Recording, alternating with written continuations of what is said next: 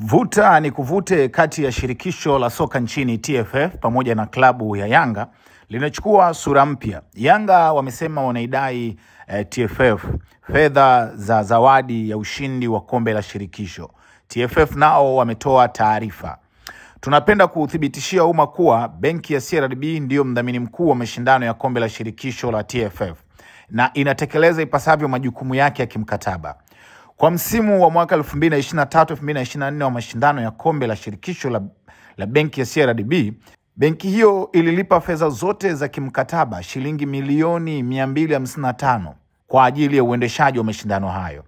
Tumemsikia meneja habari wa mawasiliano wa Young African kupitia vyombo vya habari akidai kuwa klabu yao inaidai TFF shilingi milioni 200 ambayo ni zawadi ya ubingwa wa kombe la shirikisho la benki hiyo ya CRDB.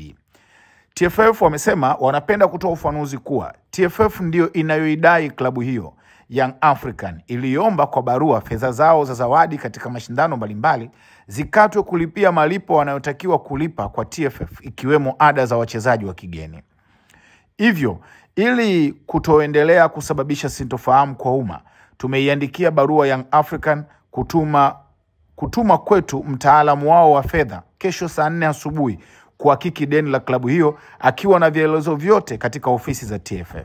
TFF itaendelea kutekeleza wajibu wake wa kusimamia mpira wa miguu ikiwemo kulinda taswira za wadhamini. Imetolewa na Clifford Mario Ndimbo, ofisa habari wa shirikisho la kabumbu nchini TFF.